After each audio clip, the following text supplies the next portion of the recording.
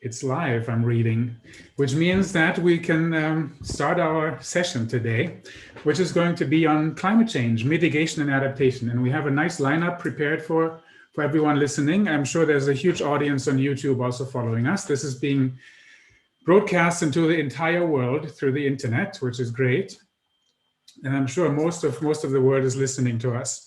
So today we have 8 speakers lined up. This is a pretty full session. We have kind of two blocks of somewhat similar themed presentations and two that are but independent. So that we're going to start with one block that kind of deals with decision analysis methods in agriculture, and they're kind of all related somehow.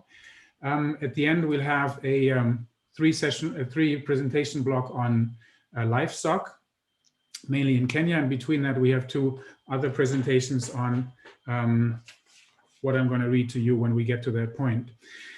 So without wasting too much time, let's get started. I would say we are going to reshuffle the sequence a little bit for the first 3 talks. The first presenter is going to give us a bit of an overview of the methodology that will be somewhat similar in the first three studies we'll present. First speaker is Leonie Netta. Her main topic is agroforestry and reforestation with the gold standard, decision analysis of a voluntary carbon offset. And I would like to encourage everybody online who's listening to us to post questions in the WOFA app. There's a question and answer forum, and I'll be reading the questions from that forum after, if you post something there. We're going to have these first 3 presentations first, and then we'll have a question and answer session about all 3 of them. So please put your questions there and be a bit patient for the answers. And I think we can start now, and I'll hand the floor over to Leonie Netta. Thank you very much for the little introduction. So I'll start sharing my screen now. Can you see it? Yes, but not the presenter view yet. So now it should be working. Excellent. Yeah. Okay. Yeah, so thanks a lot for the introduction. Since Ms. Liu and Mr. Rojas use and I used quite a similar approach, I'll be giving a common introduction into decision analysis for the 3 of us. So in research and also in companies, for example, we often face problems of having very complex systems that we're working in. So we have variables that are sometimes uncertain, that interact, that dynamically change. And on the other hand, we have often a limited time and financial resources to get more data. So decision analysis can be a possible solution approach here. Instead of simplifying decisions where we don't have fixed data available, we try to make a probabilistic simulation of a full range of plausible outcomes by also using probabilistic ranges for variables where we don't have hard data. So just to give you an idea of how a typical decision analysis process can look like, this is a scheme just to show you. Oh, great. Sorry. So as a first step, we want to clarify the decision and the decision maker. This is very important. And then review the available information, so from literature, but also from expert knowledge. We then identify experts on the topic and conduct interviews or workshops with them to find out what they consider important as input variables for the decision. We translate that into a conceptual model, often in, for example, a statistical program like R, and then run that with placeholders just to see if it works. We then try to identify for which variables we already have data available and for which ones data is still missing. The experts then go through a calibration training, which enables them to kind of specifically explain or show their own uncertainty.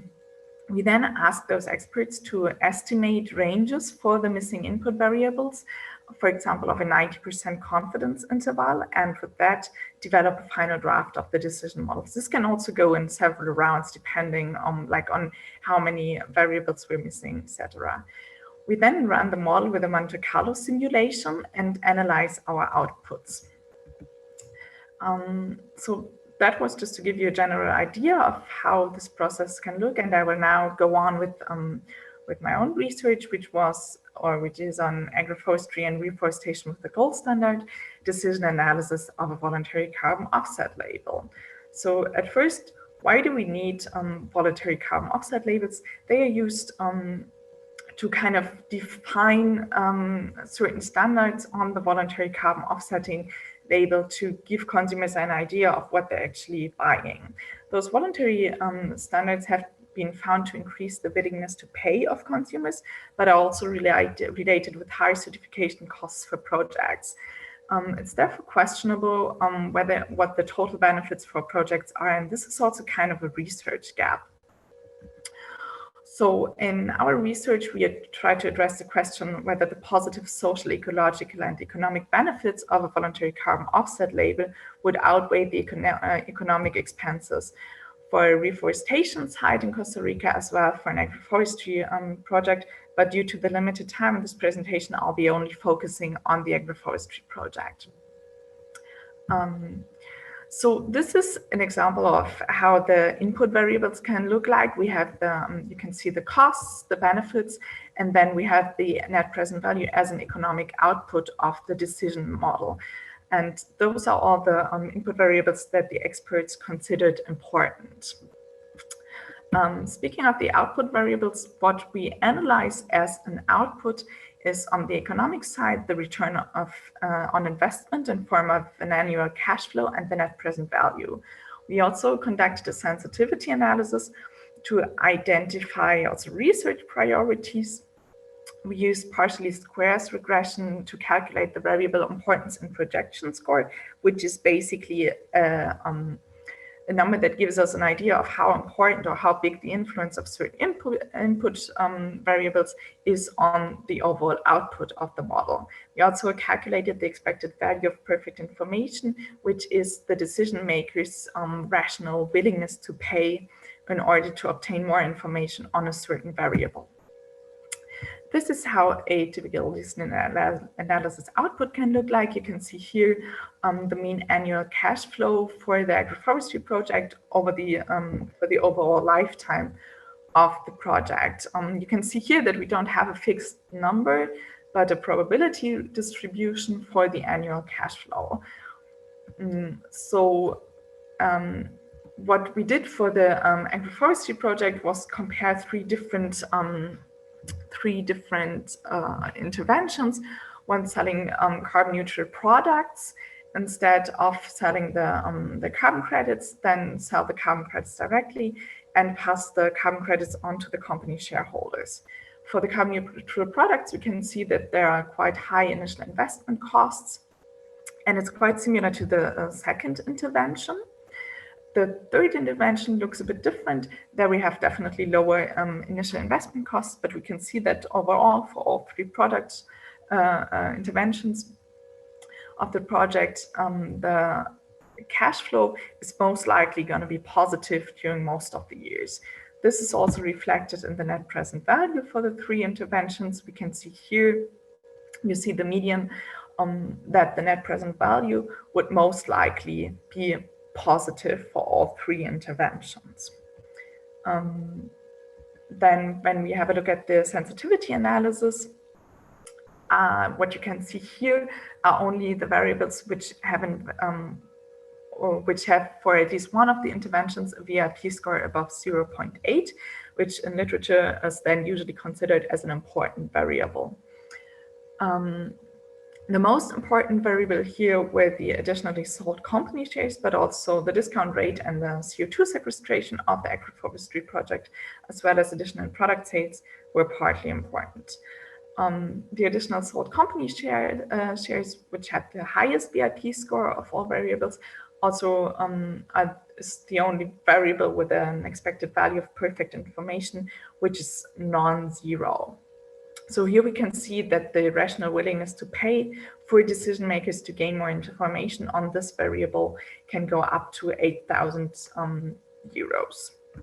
So in general, we can say for this project that it would be worth investing in a voluntary carbon offsetting label, but this is not always the case for projects, which brings me to the conclusion we had after this research. Um, so we found that with this research, we could contribute to closing the knowledge gap on the benefits that voluntary carbon offsetting labels can have for projects. As I already said, this is something that is not researched very well, and it's quite important here to really go very specifically for every project and analyze whether a voluntary carbon offsetting label is going to have overall benefits or not for the projects. And decision analysis, as we concluded, can be a very helpful tool here, as it can be individualized very nicely for the projects. We don't have to work with a very generous approach, but can very specifically for each project analyze the very specific circumstances and see whether a carbon offsetting label makes sense for this project or not. So that was it from my side. Thank you very much for your attention, and I'll be handing back over to the chair. Thank you, Leonie. I think that was an excellent introduction and presentation of your own decision analysis case study. As I mentioned, we still have a couple more of these, and we'll present on those quickly, and then we'll take questions on all three presentations together afterwards. So the next presentation will be by Gonzalo Rojas, who's not in the audience apparently, but who sent a video of his presentation, and I would ask our technical support person to play that for us.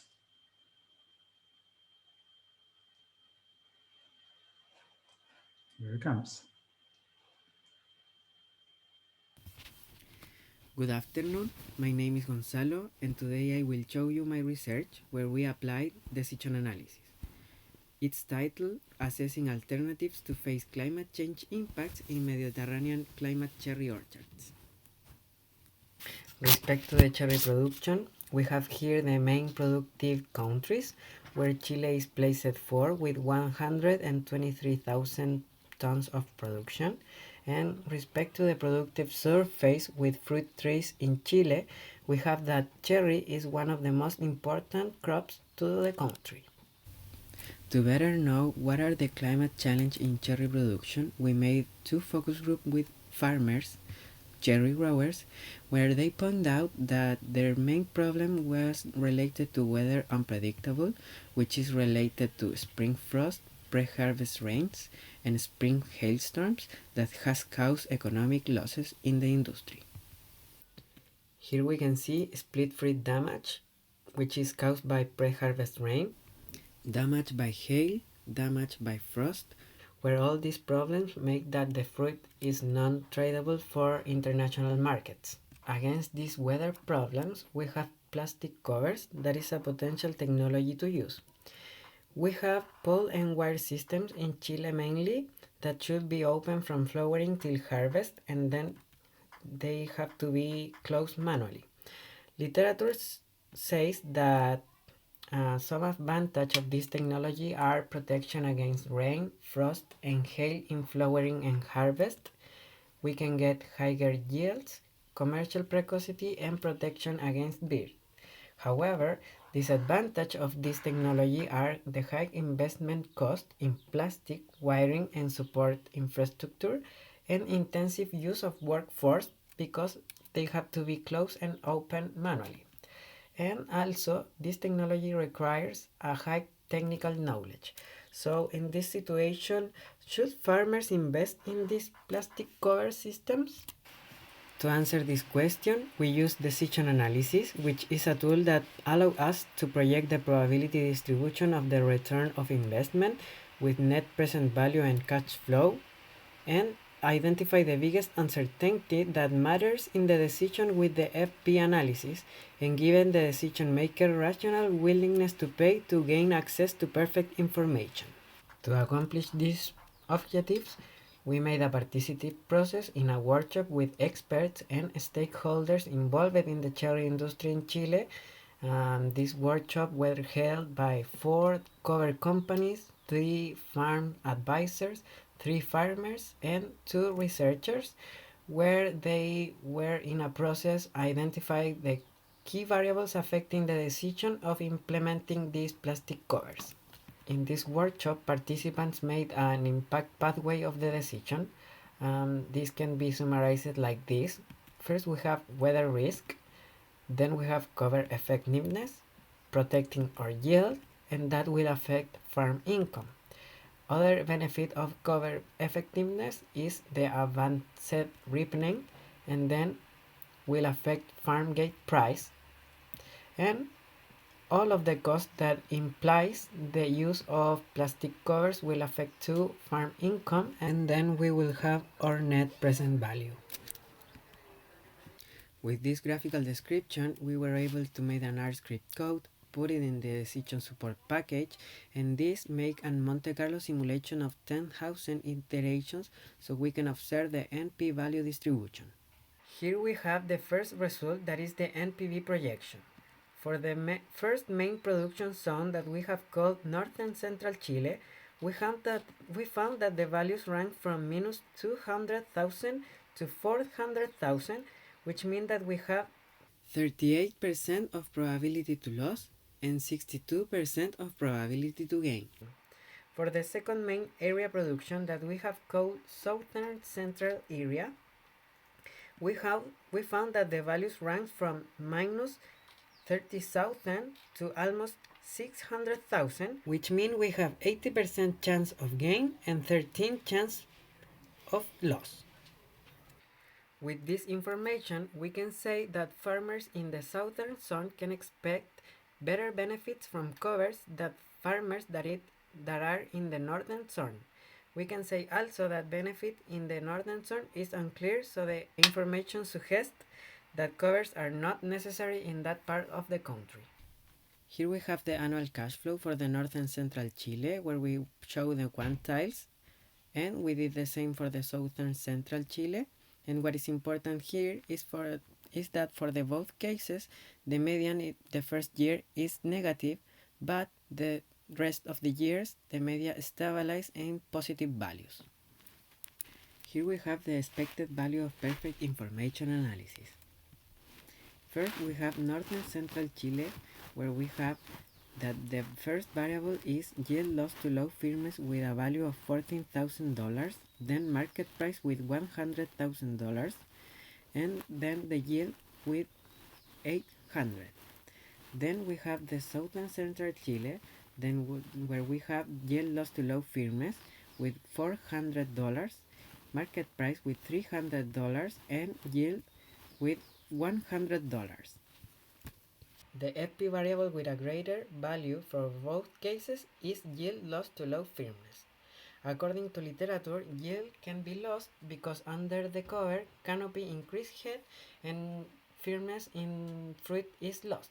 This problem can be tackled by remove covers manually in harvest, or in case of bad weather, it's recommended to harvest really early in the morning.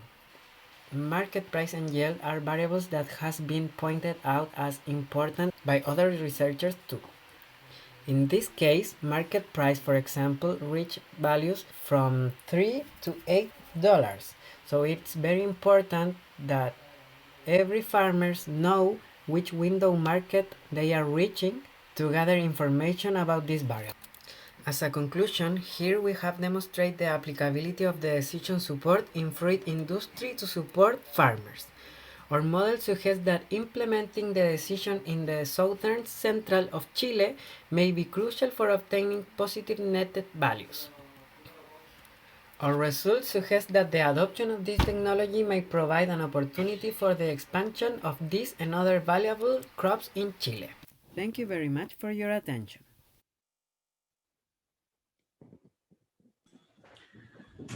All right, thanks to Gonzalo to Chile. We'll have to talk a bit louder so he hears us, because he's not in this session. Maybe he's watching on YouTube, I don't know. We do have a bit of a following on YouTube, by the way. There's now more than 30 people listening in different parts of the world, which means we're not alone in the room. This goes out to all the speakers. So I said we're going to take all 3 decision analysis case studies, so there'll be one more that we'll listen to now, and then afterwards we take some questions on this whole block. So Xiang is going to talk about, going to take us to Vietnam now to talk about Agroclimate Information Services.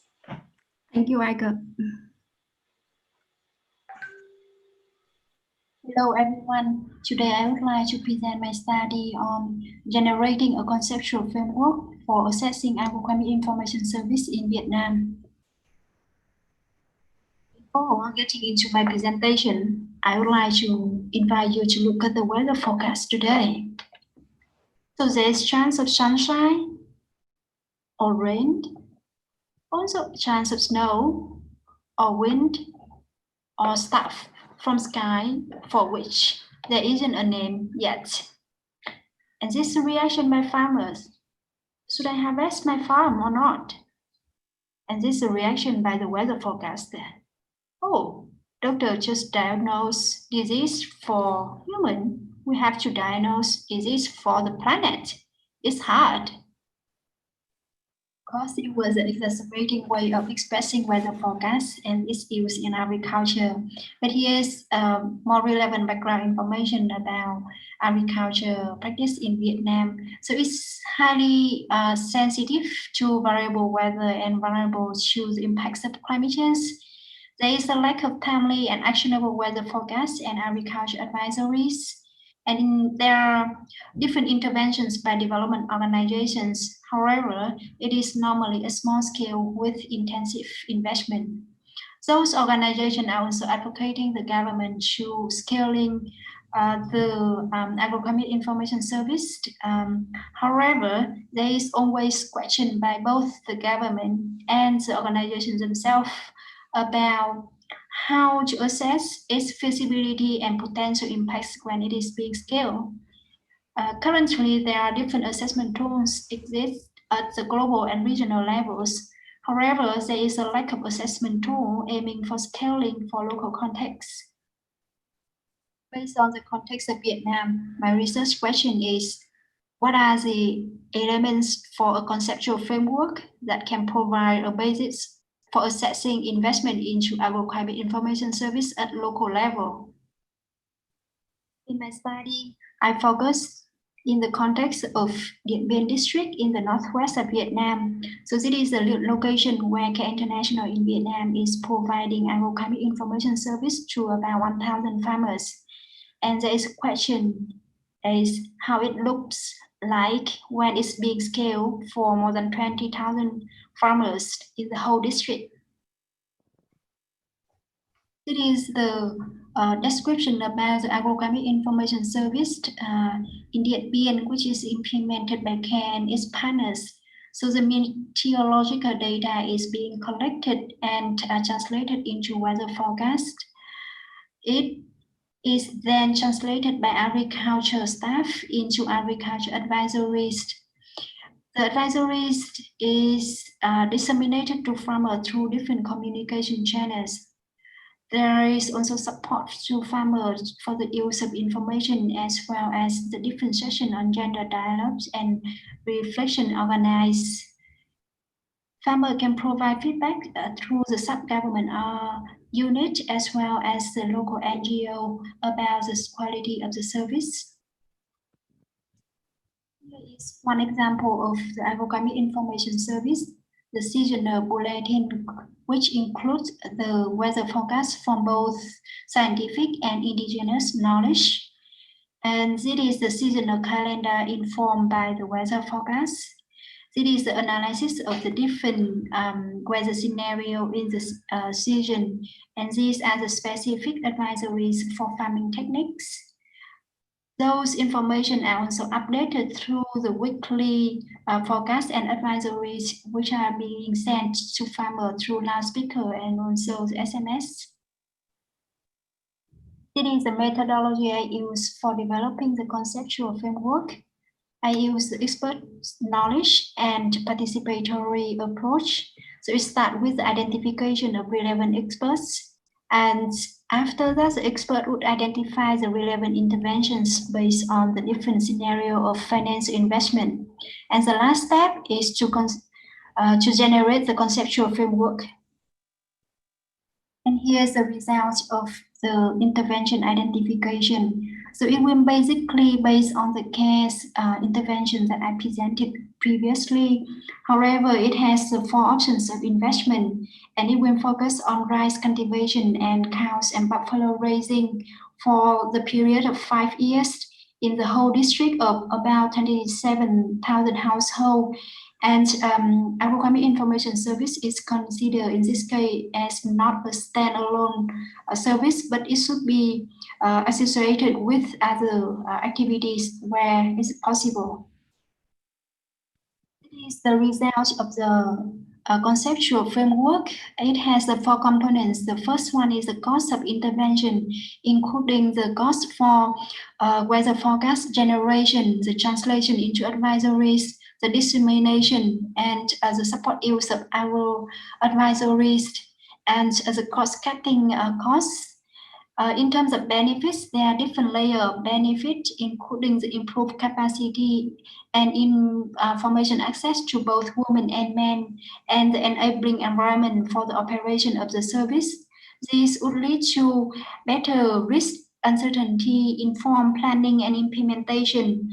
And on this would lead to the impacts on both economic and environmental impacts. In terms of economic is about the reduction of the risk leading to the impact on the yield and also the reduction on the inputs, and also the reduced animal death. It also has an impact on farmers' health costs and environmental impact, including the cleaner drinking water and the reduce of the fish death due to the pollution, and also the reduction of greenhouse gases. There is another social impact. Is about the gender relation in the family and agriculture activity is changed, and it helps to have more balance and sharing decision making in the family, which is an incentive for additional livelihood income in the household. And another benefit is improved capacity for staff who involved in the project, so that they can have income generation from self-farming activities as well as the service to their relative or neighbors. And there is risk for the benefit of this model is about the inaccuracy of the weather forecast and also the low effective adoption of the farmers. All these are combined with the discount rate to calculate the net present value of the intervention. The conceptual framework development shows that it is very important to determine the intervention boundaries for analysis before developing the conceptual framework. And ACES is not a standalone service, but it could be associated with other activities. And the cost should be formulated based on the information value chain, while the benefits should consider economic, social, and environmental dimensions. And the process also serves as a platform for knowledge generation, learning, and reflecting. And the framework could be the foundation for the design, implementation, and evaluation of agricultural information intervention. However, it should be adjusted to fit specific circumstances. And this is the end of my presentation. Thank you for listening, and I'm looking forward to hear the feedback. Right, thank you, John. So now we had 3 presentations on a kind of roughly or similar topics. We are lucky now that we also have Gonzalo online. Apparently it was still a bit early in Chile, so he had a hard time connecting in the beginning. And we already have the first question on the chat here. Again, everyone in the audience, also on YouTube, please post your questions on the WOFA chat, because I'll be reading them out from there. First question comes from Hannah Janeke, and she's asking, these are 3 very interesting presentations on decision support systems. How can you ensure that the experts contributing to the panels are really representative? So this goes to our 3 speakers. Who wants to take it? Can I respond to that? Hmm?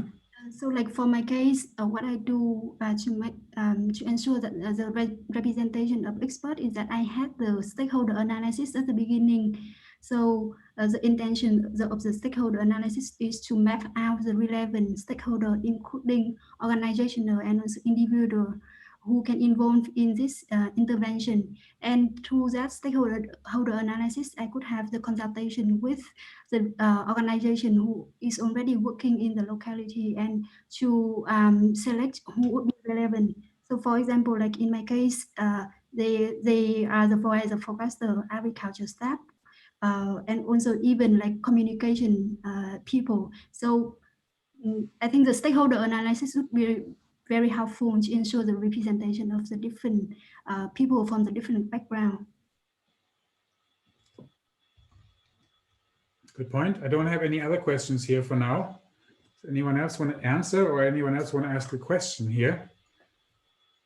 Speakers always get the priority, of course, to ask questions to each other. Oh, there's another one. How will the weather forecast, so this comes from Sonja Leitner, who's also a speaker here. She could ask herself, but how will the weather forecast system in Vietnam be affected by extreme climatic events that are becoming more frequent? Issue. Xiang, the also goes to you, I think. Sorry for the question. So the question is how the weather forecast affected by the extreme weather event, right? I'm not clear in terms of like, you mean the equipments for that, or like how the certainty of the weather forecast? Yeah, so if I can just, the question is from me. And I'm just wondering, because we already have trouble forecasting extreme events in regions of the globe where we have good weather data.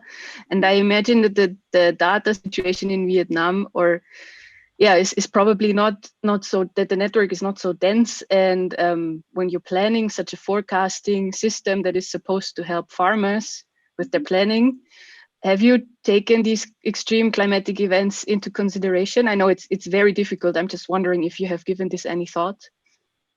Yes, so in terms of the weather forecast, there would be different kind of weather forecast, including the long-term and also the extreme events.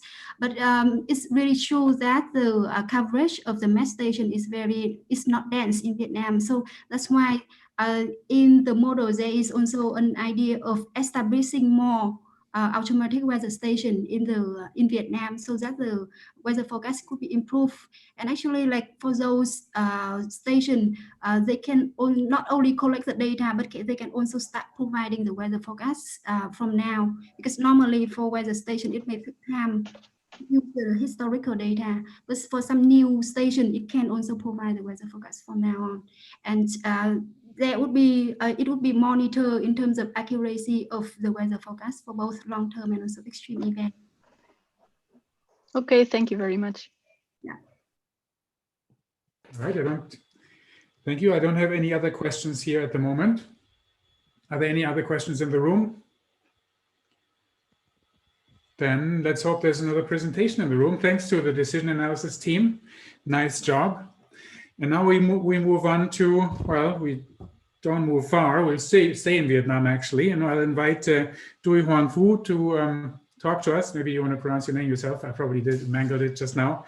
He'll talk to us about leaf gas exchange of lowland rice in response to nitrogen source and vapor pressure deficit. Be our guest.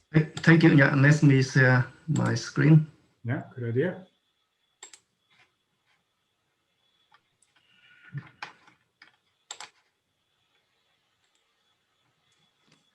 So, good afternoon, everyone. My name is Vũ, a PhD student at the University of Hồ Chí Minh. Today in our panel conference, it's my pleasure to present topic leaf gas exchange of lowland rice in response to nitrogen source and vapor pressure deficit. This work was done under the supervision of Dr. Zabina Stut, Dr. Alejandro Peter, and Professor Fulkat Ash at the Institute of Agricultural Science in the tropics. So let me start by the introduction. The ammonium and nitrate are two main nitrogen forms in the soil. However, in traditional lowland rice system, ammonium is dominant and then mainly taken up by rice plant. However, with the introduction of water saving irrigation practice, nitrification is favored during the rain period leading to high share of nitrate uptake by rice bran. Since the uptake and assimilation of two nitrogen forms differ in the demand of photosynthesis, leaf-guard exchange of rice bran may be subject to adjustment and respond to nitrogen form, particularly at high transversional demand where stomatoconductance is very sensitive. So the study aims to evaluate leaf-guard exchange response of different rice varieties to nitrogen form under low and high transversional demand. In this study, we use 4 different rice varieties, IR64, PT7, KD18, and Jasmine85. They differ in genetic background and growth characteristics. And 2 nitrogen forms, ammonium or nitrate, and 2 vapor pressure deficit following we call VPD. Low and high VPD simulate for wet and dry season in the tropics. And there were 2 experiments. In the first experiment, we evaluated leaf-guard exchange of rice bran to nitrogen form and sudden increase in VPD. Rice bran was spread at low VPD condition for 2 weeks, and after that, the air was dehumidified to increase VPD. Leaf-guard exchange of rice was measured shortly before and 1 week after exposure to high VPD. In the second experiment, we evaluated leaf-guard exchange of rice bran to nitrogen form and acclimation to high VPD. Rice was spread at 2 separate VPD chamber, low VPD or high VPD for 2 weeks, and after that, leaf-guard exchange was measured. In both experiments, rice bran was grown in the box containing 1 liter of nutrient solution with the nitrogen in the form of ammonium or nitrate at concentration 2.9 millimolar. And nutrient solution was renewed every 7 days with the pH was adjusted daily to 5.5. And you can see in the picture, it's one of our self-constructed VPD chamber where rice was placed. Leaf-guard exchange was measured that 1 day after replacement of nutrient solution, and in the cuvette, the temperature was set at 33 degrees. Humidity was adjusted to create a similar VPD air outside. So now we come to the result. On the figure, the capital matter indicates a significant difference between the variety, and small matter indicates a significant difference between the nitrogen form, ammonium or nitrate. So in the first experiment, a short-term effect of high VPD at low VPD condition, stomatoconductance differ between variety but not between nitrogen form. 1 week after shifting from low to high VPD, stomatoconductance decreased in all variety and at both nitrogen form by 53% on average. So we suppose that plants suffer water deficit. The significant effect of nitrogen form only found in IR64, where the nitrate fat plant induce higher stomatoconductance at high VPD than ammonium fat plant. Similarly, at low VPD condition, no significant effect of nitrogen form on assimilation rate was observed. 1 week after shifting from low to high VPD, assimilation rate decreased by 19% on average, with larger degree in BT7 variety. And significant effect of nitrogen form only found in Jasmine85, where the nitrate fat plant induce lower assimilation rates compared to ammonium fat plant. Now we come to the experiment 2 and the long-term effect of high VPD. And at low VPD condition, the effect of nitrogen form on stomatoconductance was only found in IR64, where the nitrate induce the higher stomatoconductance compared to ammonium. Whereas at high VPD condition, nitrate nutrition led to a significantly higher stomatoconductance in IR64 and BT7, but not in KD18 and Jasmine85. And compared to low VPD condition, stomatoconductance at high VPD was only 27% lower. And once again, at low VPD condition, assimilation rate did not differ between nitrogen form in the second experiment. Whereas at high VBD condition, nitrate nutrition led to a significant higher assimilation rate in IR64 and BT7, but not in KD18 and that means 85. And in the both experiments, we did not find any significant difference in chlorophyll content in the leaf between two nitrogen forms. However, assimilation rate was closely correlated with stomatoconductance in all experiments and in all VBD level, particularly at high VBD in IR64 and BT7. So higher assimilation rates caused by nitrate at high VBD may be activated to higher stomatoconductance. So now the question is that how does nitrate enhance stomatoconductance at high VBD but not at low VBD? Since the nitrates serve as the osmotic in the cell, the uptake and accumulation of nitrate in that cell induce their devolarization and thus increase stomato opening. However, rather stomato aperture caused by nitrate is advantageous for the plant, provided that leaf water content is not impaired by water deficit. This explains why the positive effect of nitrate on the leaf gut exchange of rice was only found in the second experiment, where rice plants show acclimation to high VBD and no symptom of water deficit, but not found in the first experiment with a sudden increase in VBD and plants suffer water deficit with stomatoconductance reduced more than 50%. Moreover, stomatoconductance limits assimilation rates more strongly at high VBD. We hypothesize that the advantageous effect of nitrate on stomato and assimilation rates was only observed at high VBD condition, which may be supported by root and shoot ratio. At high VBD condition, nitrate nutrient significantly increase root and shoot ratio in IR64, BT7, and that means 85, but not in KD18. So with higher root and shoot ratio, may enhance the water uptake by rice plant and then maintain higher stomatoconductance.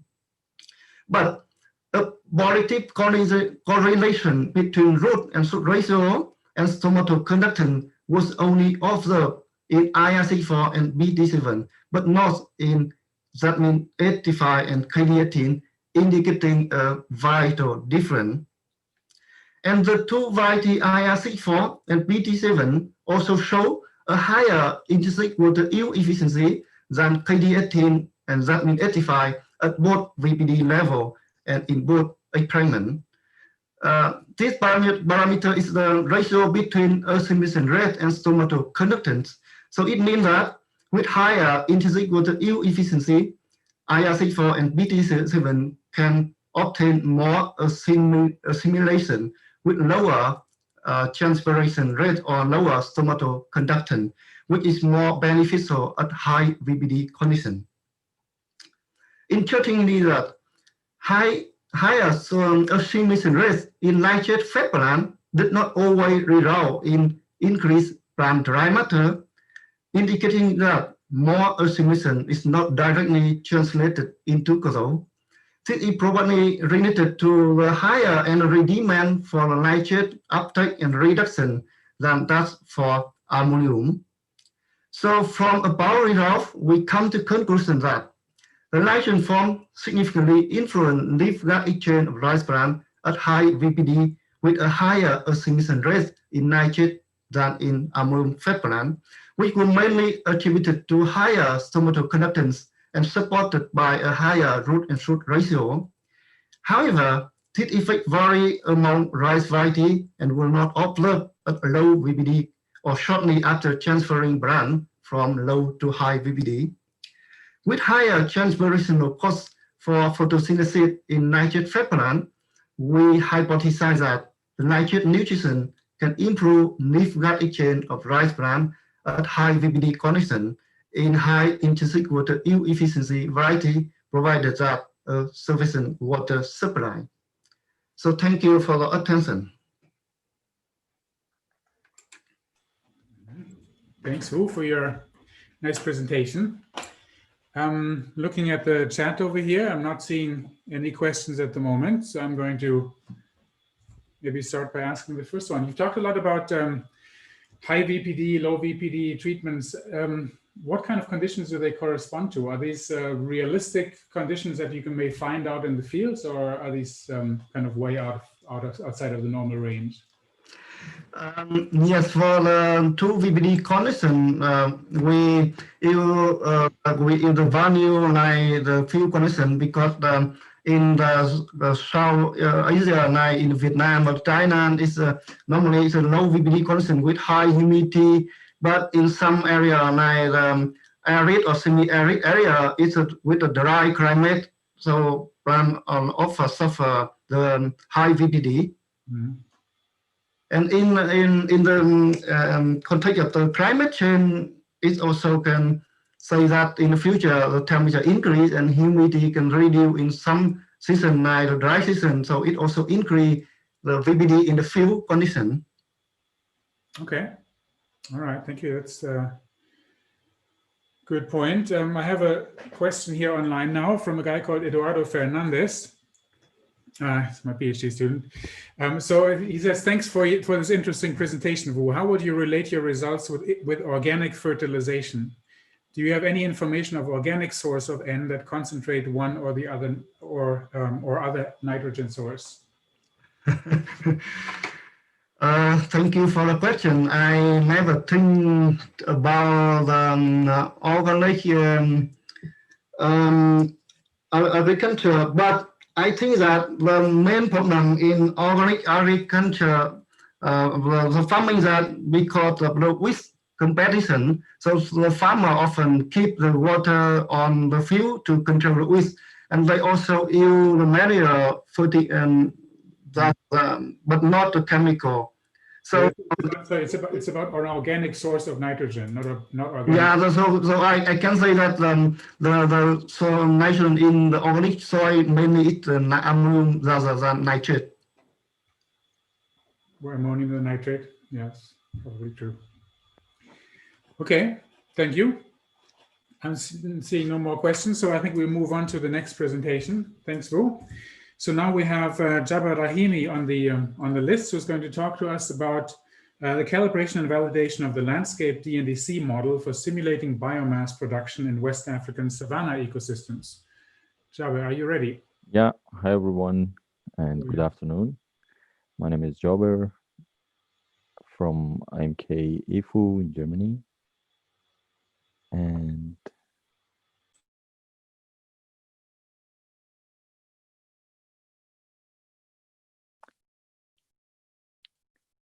so, can you see my screen? Yes. To be able to see it. So what I'm going to do is to give you an overview of what we did for calibration and validation of landscape DNDC model for simulating biomass production in West African savanna ecosystems. This is a part of a project named Upscalers, which is being supported by Vascal institution in West Africa.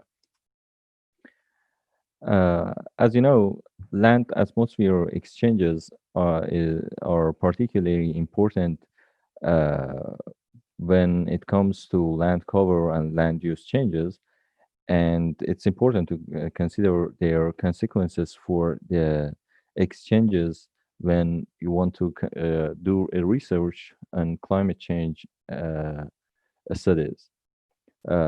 Despite the increasingly acknowledged importance of West African ecosystems, I mean, Sahelian and Sudanian ecological zones, in the regional and global scale, there is still a lack of studies on parameterization of process-based biogeochemical model for this region. To this aim, we aim to calibrate and validate LDNDC model for West African, Sudanian, and Sahelian savanna with different characteristics, crop dominant, grass dominant, and tree dominant sites that we have. Our study area is semi-arid regions of West Africa, covering 11 countries. And we divided our study area to two ecological zones, Sahelian and Sudanian zones. And by the definition, Sahelian zone is the area with precipitation between 150 to 600, and the Sudanian is 600 to 1,200 millimeter of rainfall. And we used several data sets to calibrate and validate our model. And here you can see a list of different data that we used. And the first one is, and the most important one is the flux data, which we got this information from 12 AD towers in 2 agroecological zones that we have. In this figure, you can see the spatial distribution of these 12 sites, and they can cover croplands with 5 different major crops, and grass dominant area where you have more grass compared to trees, and the tree dominant area where you have more than 40% of tree coverage and or 50% of tree coverage. And here you can see the characteristics of these sites. As I said, they can cover 5 different crops: maize, millet, sorghum, and peanut and cassava. And they can cover different tree dominant and grass dominant ecological characteristics of this area. And the second data that we used is climate data. We got these climate information from the AD tower, obviously. And in case if there were some gaps in the data, we used the NASA Power climate data set. And for the soil, we used the soil information measurements from the AD tower site, from the surrounding of this AD tower. And we use Esric-wise soil dataset for the other parameters. And we use the LAI from MODIS, and we use the dry and wet deposition data from IDAF dataset. And we use the above ground biomass for testing our model and validating our model, which I explain later about this above ground biomass dataset. So we used the LNDC model version 1.30, and it has several submodels. And for example, for physiological simulations of grassland and tree dominant area, we use PSIM submodel, and for cropland area, we use Plumux. And for sure, there are more than 1,000 parameters. And here you can see a list of parameters that we somehow changed in order to parameterize our model for this area. And as I said, we divided our AD covariance sites to 3 groups: crop dominant sites, grass dominant sites, and tree dominant sites. And the result for the crop dominant sites, covering 5 different crops, as you remember, shows that our model is able to simulate the NEE and LAI with the correlation coefficient of 0.79 and 0.83 for NEE and LAI, respectively. And on the right side, you can see some graphs for one of those sites, which is 1 comma, and where we have millet. And you can see that our model, how our model can simulate any fluctuations and the LAI.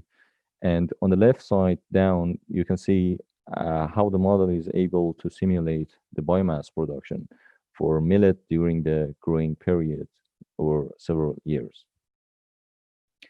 The same story for the grass dominant area is showing that our model is able to simulate the NE and ALAI, again with the correlation coefficient of 0.8 and 0.87. And here you can see again an example for the Agofu site in Mali. And on the left side, you can see here, you can see how the model is able to simulate the fluctuation for biomass production, above ground biomass. For the three dominant sites, we had three sites, Nazinga, Kelma, and Belefungu in Benin. And you can see that our model is again is simulating the NE and LAI with 0.7 and 0.77 correlation coefficient. And every single site has its own biomass production, like the graph that I showed you for three sites as an example. And if we divide this information to 5 different crops and 2 tree dominant and grass dominant site area that we aim to consider our model in this categories, you can see that the newly parameterized model and enhanced vegetation model is able to represent available above ground biomass realistically well for all investigated ecosystems with correlation coefficient of 0.93, 0.85, and 0.97 for crop dominant, grass dominant, and tree dominant ecosystem, respectively.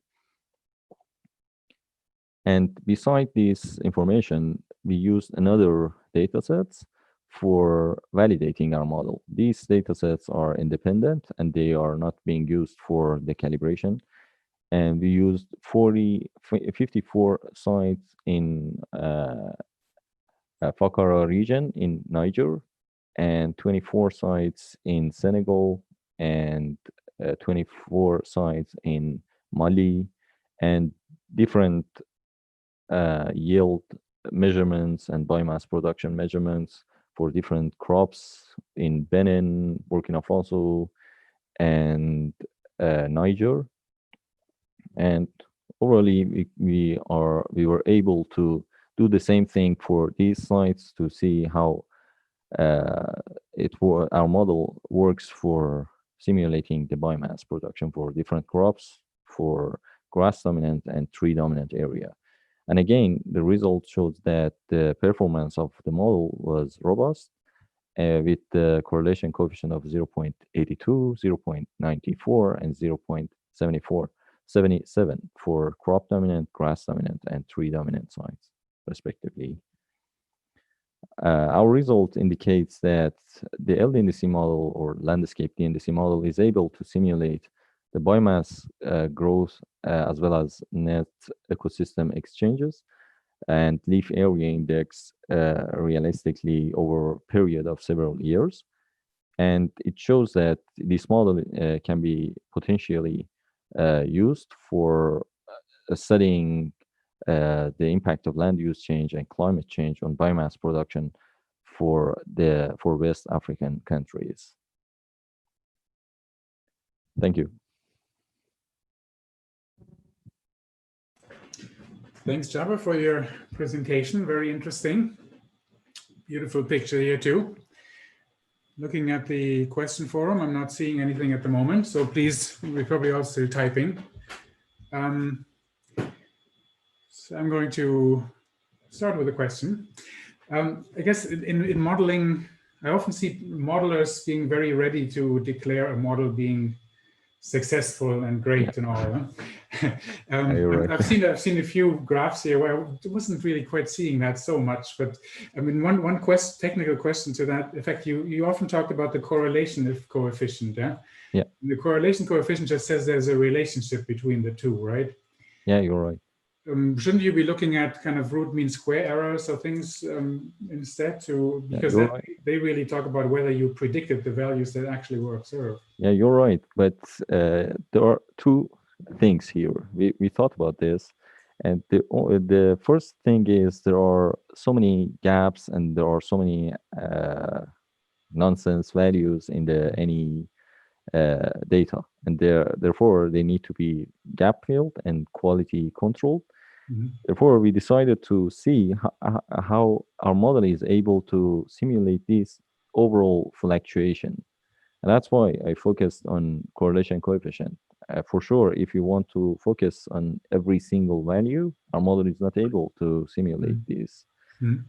really good. But if you look at the LAI and the NE, our model is somehow representing the whole behavior of the system. That was our aim, for simulating the behavior, not the exact, numbers. Okay, I guess that's where you have to start. That makes sense. Thank you. That answer makes me happy for now. I'm not seeing any other questions. Are there any questions in the room? Yes, I have a question. This is Sonia speaking. Go ahead. Thank you very much for the presentation. This is really great work, and it's cool to see so many data put together from West Africa. Thank you. I was wondering if your data set, do you also have information about land degradation? Because predicting biomass with changing climate is one thing, but the factor human and livestock, etc., is also very important. And we've seen in Kenya that land degradation is a very big issue, and it can really bring productivity down. So I wonder if that's at all also a factor that you were thinking about. Yeah, as I said, it's a part of a project named Upscalers. And for the first step, we needed to show that our model is able to simulate the biomass production realistically. And for the second step, my aim is to simulate climate change and land use change together on biomass production over the historical and future period. And as far as I know, for the West African countries, we have 3 main land use maps produced by USGS. And we aim to use these maps for considering this kind of change between different land use type. And for sure, we have livestock, we have grazing, we have,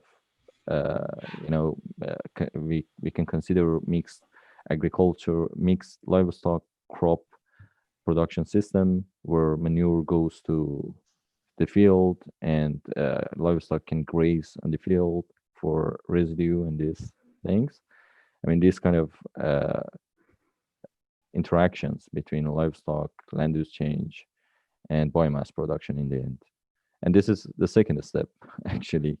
And we want to run it at regional scale to see how it can change in the future and how it changed in the current condition.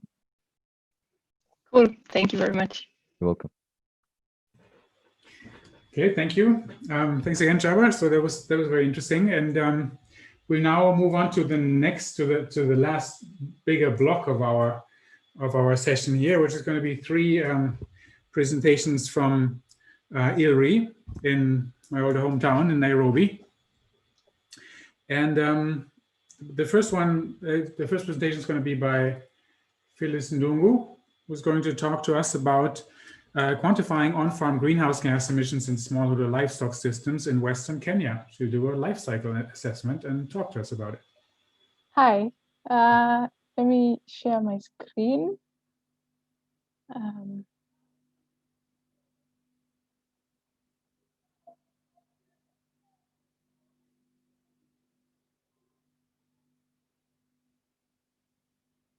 Can you see view?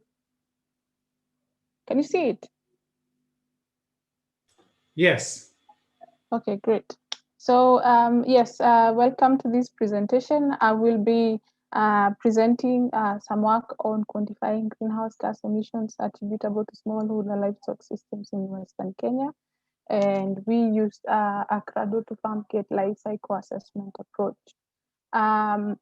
A little bit about the background on smallholder livestock systems is that these systems are very important, especially for rural livelihoods and farmers in African households.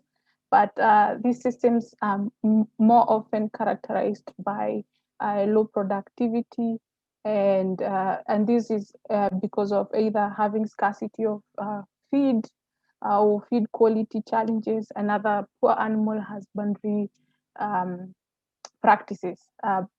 However, these livestock systems also have a substantial contribution to greenhouse gas emissions and in the agricultural sector. But most African countries often report their emissions estimates using default emission factors, which at the end of the day have really high uncertainties. However, there have been some recent studies that have been able to address the issue of using default emission factors, but by developing country-specific emission factors.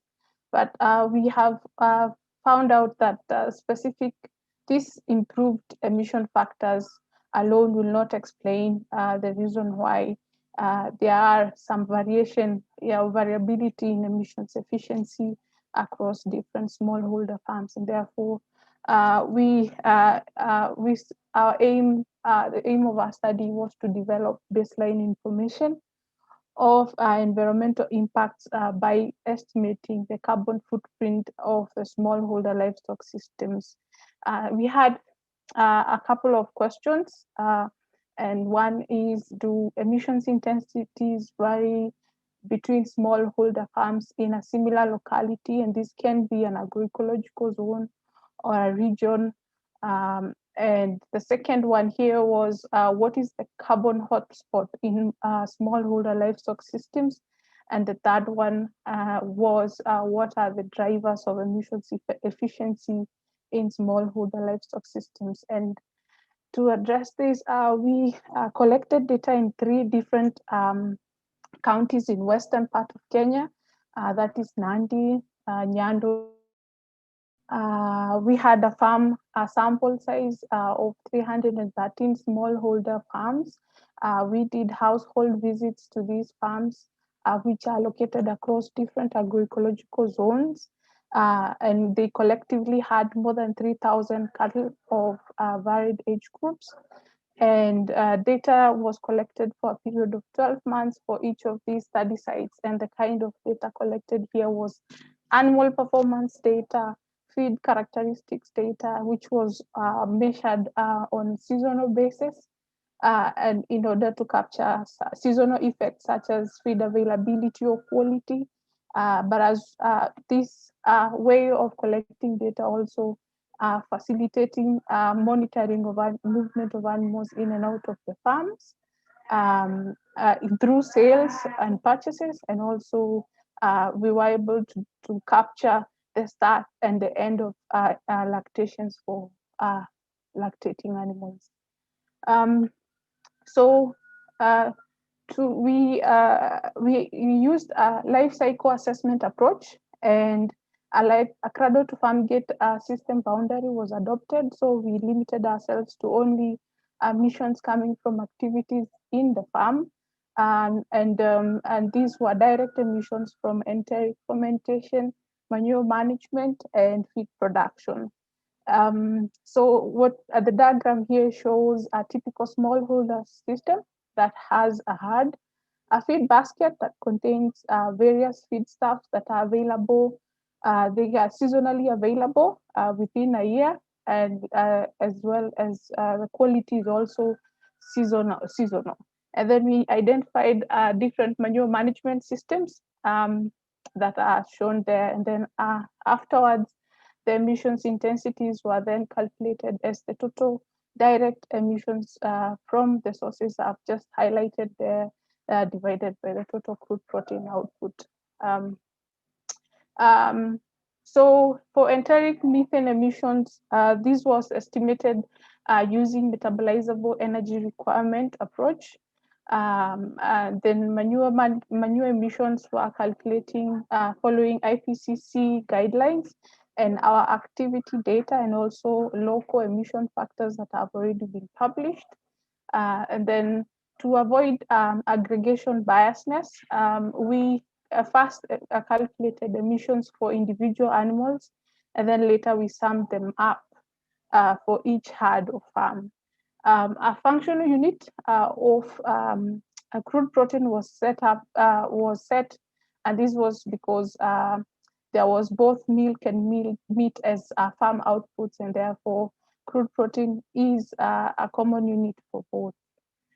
So these are some of the data sources for the data that we used. So more information on how the activity data was collected can be found in these open access publications, but we also had additional data, unpublished data from Bomet County. And so what we found is that there was a substantial variation in frequency of low, intermediate, and high emissions intensity farms between sites, as shown in this graph, with Nyando having the highest proportion of high emissions intensity farms. There was the differences between the extreme ends, both the low emissions intensities and high emission intensity, was as a result of difference in crude protein output, where in cases where it was high emissions intensities, then there was very little, or in some cases no, crude protein output in the course of the year, while in the low emissions intensities on the far left, there was some substantial amount of crude protein output. Because of this sort of behavior, the data was skewed and therefore not normal. And we then used median to report the farm emissions intensities, and we found that Nyando had almost twice the emission intensity as Nandi and Bomet. We've also looked at the contribution of emission sources. This was to answer the question on what is the carbon hotspot. And what we found was that enteric fermentation overwhelmingly drove all the farm greenhouse gas emissions up to 95% of the total emissions coming from this source.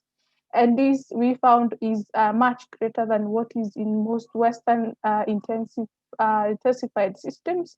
And this was one because the systems, the smallholder systems in our study are of low input in terms of fertilizer or farm feeds and mechanization, which and these Western systems can contribute up from 7 to 20% of the total emissions.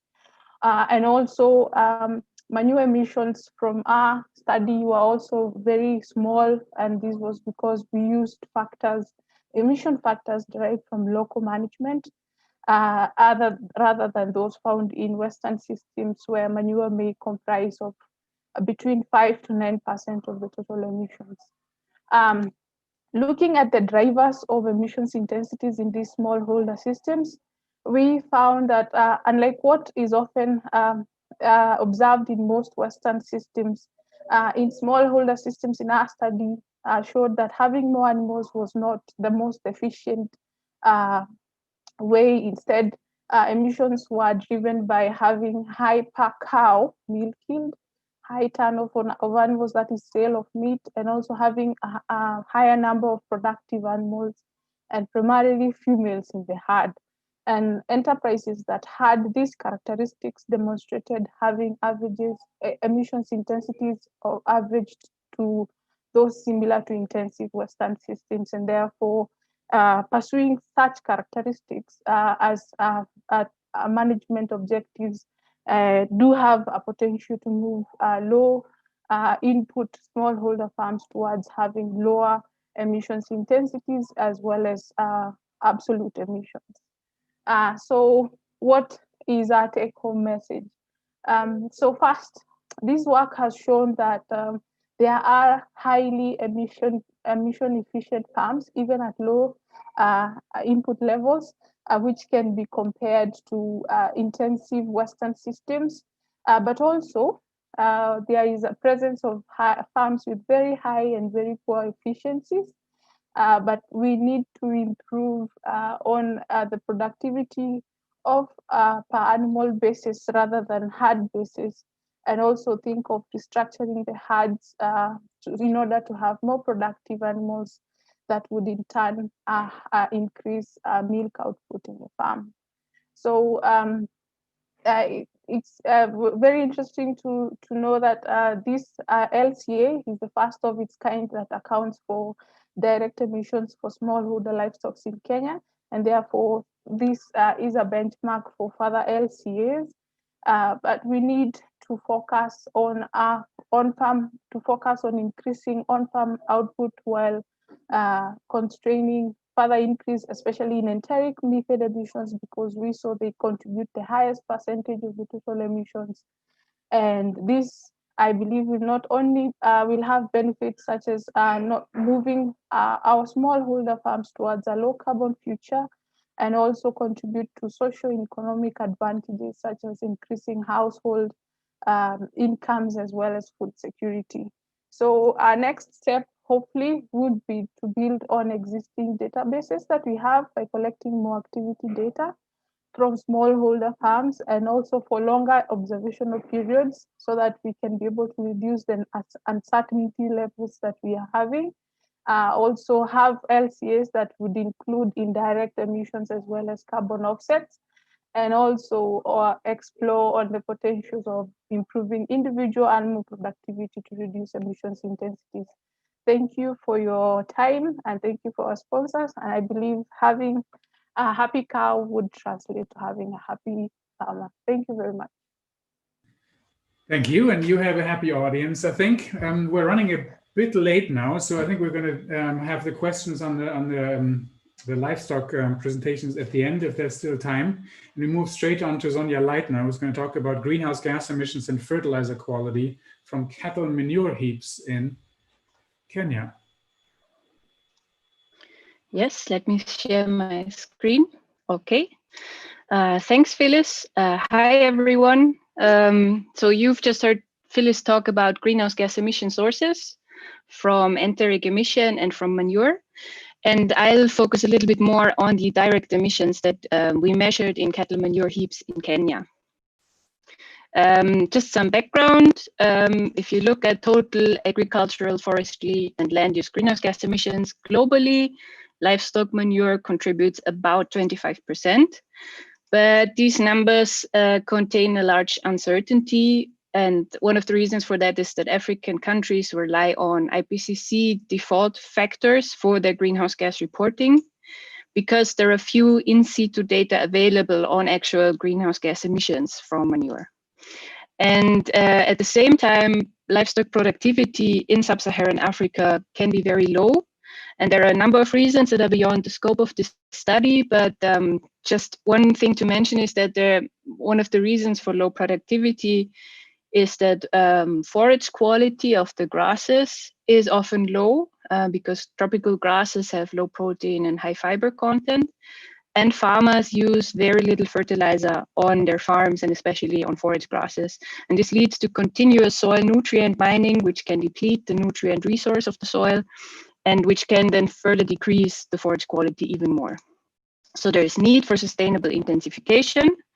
And one approach to achieve that could be to close nutrient cycles to apply manure back on the fields. But first, you need to know more about the fertilizer quality. So the research questions of this study were: what's the magnitude of methane and nitrous oxide emissions from manure heaps in Kenyan smallholder farming systems? Manure heap is a very common management form in Kenya, where people basically just put the manure in a pile that is not covered and not managed any further. And we also wanted to know how animal diets would affect these manure greenhouse gas emissions and the fertilizer quality of the remaining manure.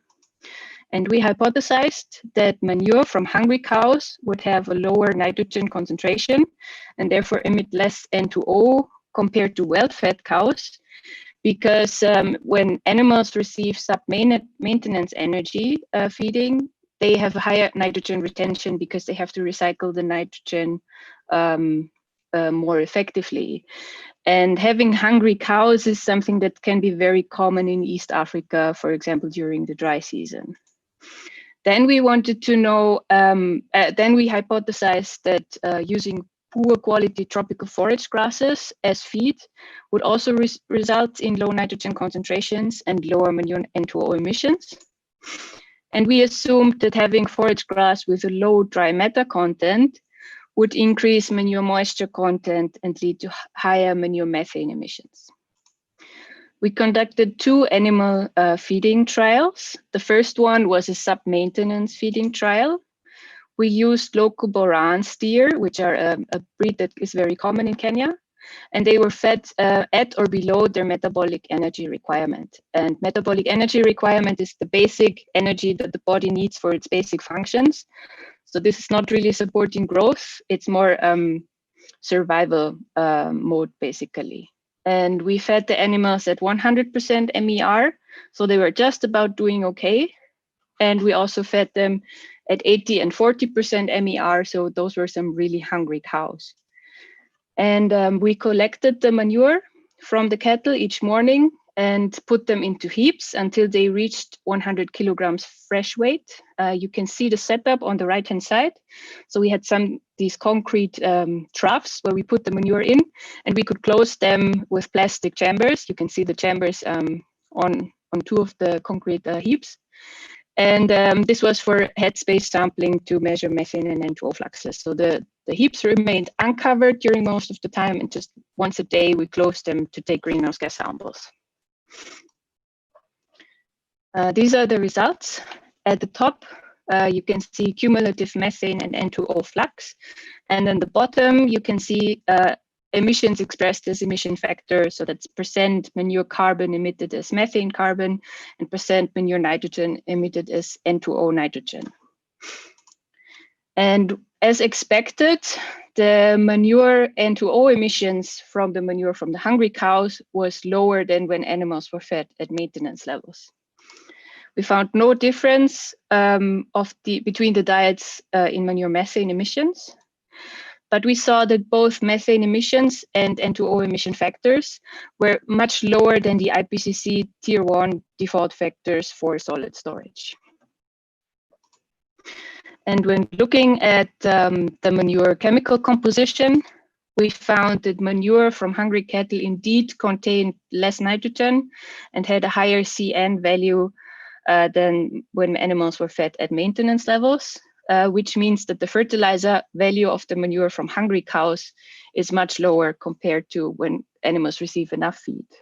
And to put this into perspective, this is one example of a manure CN value of a European dairy cow. So you can see that all of our values are much higher than that. Coming to the second experiment, here we again used boran cattle, so the setup was the same.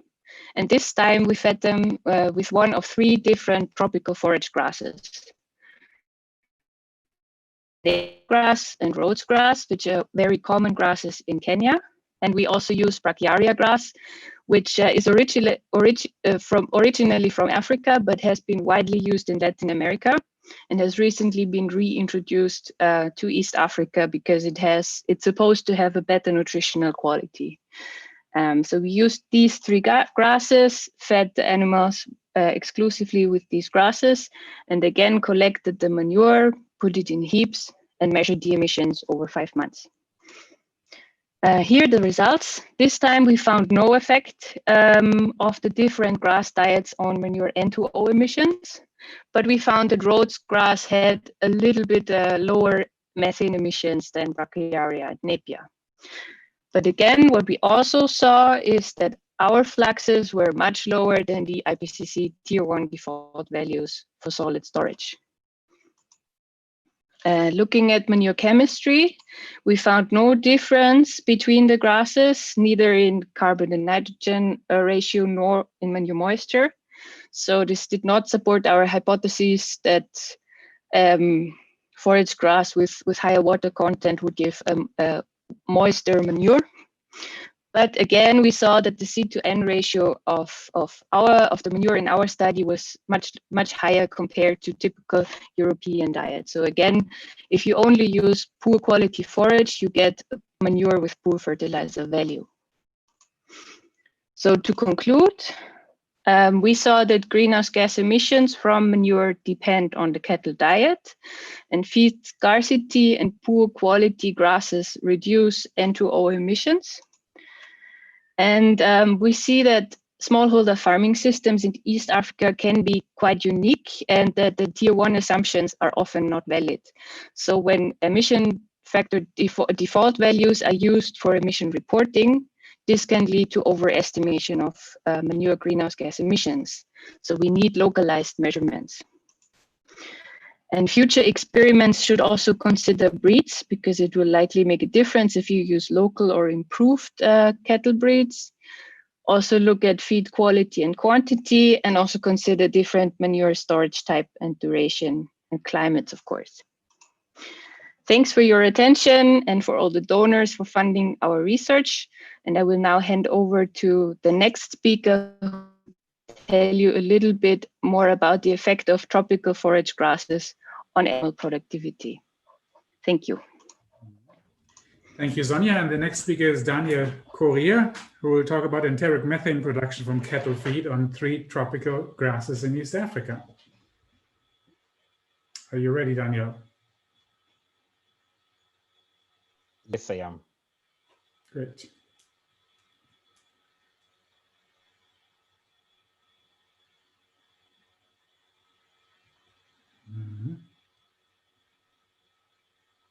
Hope you can see my screen. Yes. Okay. Thank you very much. My name is Daniel. I'm a PhD student at University of Melbourne and a graduate fellow at Mazingira Center of the International Livestock Research Institute. And as the speaker who preceded me has already made a good introduction about me, I cannot actually overemphasize the importance of livestock production in developing world, mainly supplying essential nutrients in a region that is known to have high malnutrition levels, and also supplying households with valuable income that supports their life. And ruminant production in this region is dominated mainly by smallholder and medium farmers who own actually up to 70% of livestock in the region. And as already introduced, livestock productivity in the region is low, and this is because mainly of the low quality of the fodder that's available for the animals. In the humid and subhumid regions where actually land subdivision has been extensive, farmers are mainly using planted grasses as their main feed resource for their animals. And with the climate change and emerging diseases, this is greatly affecting the productivity of these grasses. And a good example is Napier grass, which is mainly affected by smut and rust disease. And these 2 diseases has been shown to decrease actually the productivity of Napier by up to 70%. And therefore, because of this challenge, this has led to the search and introduction of new grass species to overcome this problem. One good example, as already mentioned, of grass introduced in the region and promoted extensively among these smallholder farmers is Brocaria. And this has attracted little research over the time that has been used in the region. And one challenge again facing many sub-Saharan countries and more generally in developing world is the countries having a challenge in meeting their international obligation of regularly reporting their levels of greenhouse gas emissions and the interventions that they are putting to reduce their emissions. This is because of their lack of technical and physical capacity, especially in quantifying enteric methane production from livestock. So the work that we did was important in 3 aspects. One, we wanted to quantify the productivity of the grasses that are commonly grown in Kenya, that's in East African region, because the data that's available at the moment is inconclusive. Secondly, we wanted to quantify again the productivity, that's the weight gain in beef animals of animals fed on these cultivated grasses. And finally, we wanted to use respiration chambers, which is the gold standard in enteric methane production, to quantify actually the actual greenhouse gas emissions from cattle in the region. So what did we do? We conducted an animal feeding trial using boron steers, and we fed these animals on freshly harvested grasses. We use Napier, we use Rhodes grass, and we use Bracharia as our 3 dietary treatments. We use a completely randomized design repeated over 2 feeding periods, and each period lasted for 70 days. We quantified voluntary dry matter intake by the animals. This is the difference from what was offered and what the animals left. We quantified total tract digestibility on the animals. This is by disappearance method. And we carried out live weight measurement every week. This was for the calculation of live weight gains by the animals. Finally, we measured also enteric methane production using respiration chambers. What did we find out? This is some of the results that we found. And in terms of the chemical compositions of the diets that we use, that we fed the animals, what we observed is that the crude protein in the grasses was between 7 and 9%. And this is actually what would be expected for tropical grasses that is unfertilized, as it was in our case. The fiber content also was high. This range in ruminant diets is what would be considered limiting to the nutrient intake by the animals. When it comes to the intake, actually across all the 3 diets that we fed the animals, that's Napier, Rhodes, and Bracharia, we did not observe any significant difference between the animals. And this could probably be related to the quality of the grass, of the 3 grasses. There was no notable difference between the grasses, so you would expect that the animals would eat almost the same amount of the diets. In terms of animal performance and enteric methane production, Napier grass was digested better than the other 2 grasses. In terms of animal weight gain, that's average daily weight gain, all animals were gaining about half a kilo per day. If you compare this to productivity in the developed world, this would be actually considered low, because you would be talking about weight gain of up to about 1.7 kilograms per day. In terms of methane yield, that's methane emitted by an animal per kg dry matter intake. Again, there was no difference across all the 3 grasses that were fed to the steers. And methane conversion factor, that's the proportion of methane loss as a function of gross energy intake by the animals. Again, Napier grass had higher methane conversion factor compared to the 2 other grasses. And this high methane conversion factor could be easily related to the high digestibility of Napier grass. If an animal is able to digest a diet better, in other words, this provide more carbon available for the rumen microbes to be able to convert this to methane. And we postulate then that the high methane conversion factor is related to the high digestibility of the grass. If we compare this methane conversion factor and methane yield that we observed to what IPCC 2019 is recommending for use in the developing world, you realize actually our figures is about 20% higher than what IPCC is recommending for use for developing countries. So what does this tell us? That probably animals in East Africa could be producing more methane than what is actually being reported based on IPCC calculation at the moment. And secondly, what we learned from this work is that improved Bracharia grass species may not have better animal performance values as it is, because we need to integrate introduction of new fodder with better management, which can improve the quality or the nutrients content in the soil also. It's known that in developing countries, especially in East Africa, nitrogen content in the soil is low because of low use of fertilizer in the region, and therefore there's need to integrate introduction of improved fodders with improved fodder management. And Some of the research opportunities actually which this work points to is more research on better feeding strategies on animals in smallholder system. We know that in these production systems, there's low capital use, and therefore we need to look at alternative feeding resources that can improve the animal productivity and reduce emission intensities. Some of the options we have, which we have to look into, is leguminous shrubs that are available in the region and growing extensively.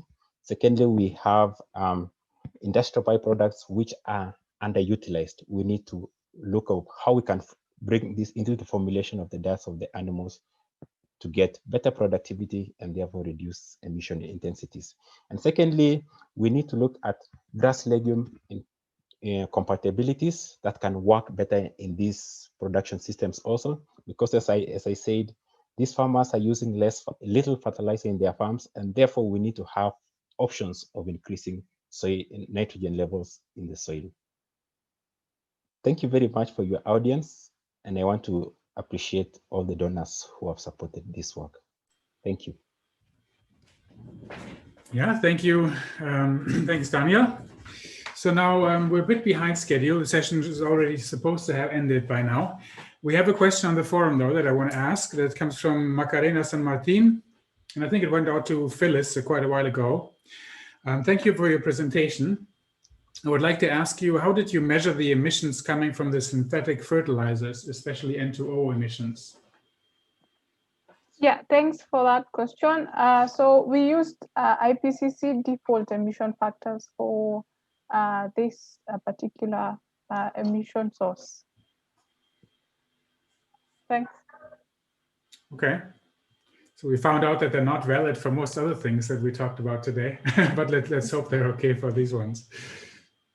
Okay, any other questions? Oh, there is one more. Yes, hi, Sonia. This comes from Yuhao Zhu. Hi, Sonia, do you also measure the greenhouse gas emissions during collection period? The majority of the CH4 would be emitted in the first several days after manure voiding. Yes, we did. So we started collecting the manure and immediately started with the measurements. And it took us about a week to 10 days until the heap was full. And indeed, in these first days, before the heap was at 100 kilograms plus, I would say 5 to 7 days afterwards, we had the highest methane emissions, and then they went down pretty rapidly. But it's true that manure methane emissions are highest at the beginning. Yeah.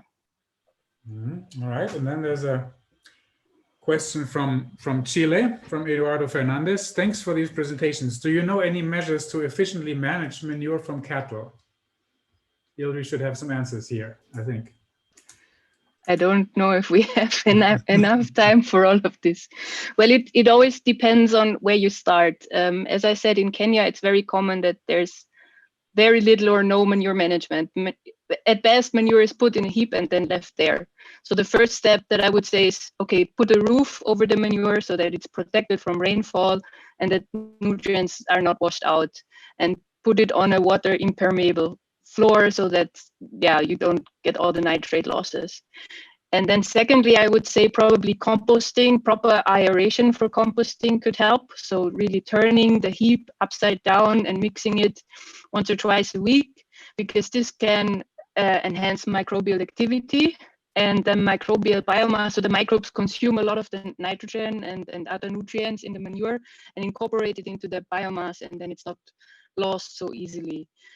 So those, yeah, that basically would be the first things. But of course, there are a lot of other approaches, vermicomposting, where you grow insect larvae on the manure and convert it back into animal feed, or you can use a biogas digester. There are some small models that can even work for smallholder farmers. So there are a lot of options there. Okay. So lots of options and lots of good advice in this session. Yeah? So we've learned a lot, I think, about how to mitigate and how to adapt to climate change. So I would say, let's all go out and do it. And I thank all the speakers and all the listeners online for your the great presentations and the patience with us for going a bit over time. And I wish everybody a nice continuation of the online conference. And that's it. Coffee break, I think. Take care, guys. Bye-bye. Thank you very much. Bye. Bye-bye. Thank you. Bye. Bye.